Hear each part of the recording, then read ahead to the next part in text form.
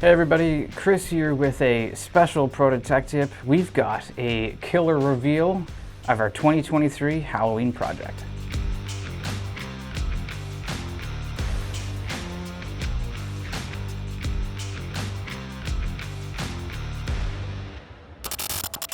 So Halloween, if you don't already know, is a huge deal for us here at Protocase. It's become a tradition around here to celebrate spooky season every year with some kind of special Halloween project.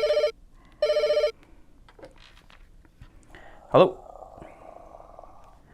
Hello? Weird.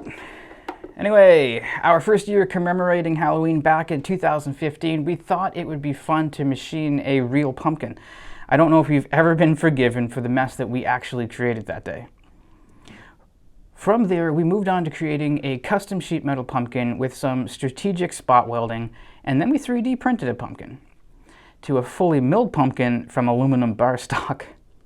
And then last year we said, you know what, the heck with tradition, and we machined a tiny skull using 3D scanning technology to recreate a dollar store decoration. Oh, hello? What is wrong with this phone? Haunted. So now we're at this year and we really thought about what we want to do. So we tossed around some ideas and then we thought maybe we should go back to the basics, you know, back to 2015.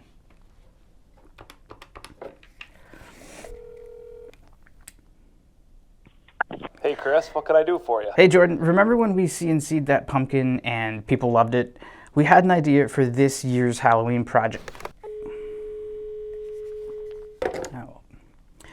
Okay, well, with that idea out the window, we abandoned pumpkins altogether once again. It's been done, you know. So we put out the challenge to our engineering and design services team and asked what they could come up with. So, meet Joseph. His idea was a sheet metal coffin with a 3D printed skeleton inside. Joseph's vision was to attach a skeleton to a platform that would rise up using a hinge. He ended up going with the idea of using a scissor lift-like mechanism that would allow him to get a good amount of lift up from the base, but still be able to compact the design down into the base so it hides it away nicely. Joseph ended up going with something that was subtle, using fishing line tied off on the cover and then looped down to force the arms closer to rise the whole cover up.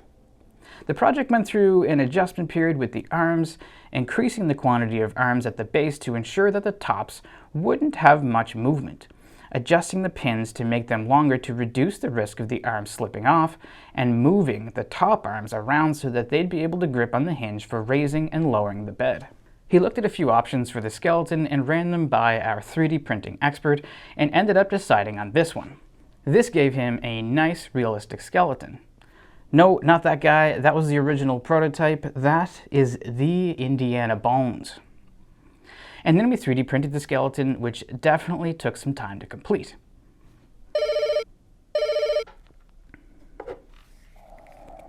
Oh, Jordan, is this you? Listen, we've got a much better idea. Wait, Joseph, is that you? What the heck?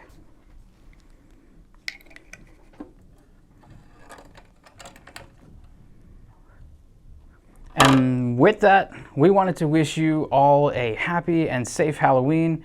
If you've got an idea for what we should do next year, tell us in the comments. We love ideas. Just know that we cannot come to the team with any more ideas that involve real produce. So we'll see you back here again next week for our usual programming. Happy Halloween.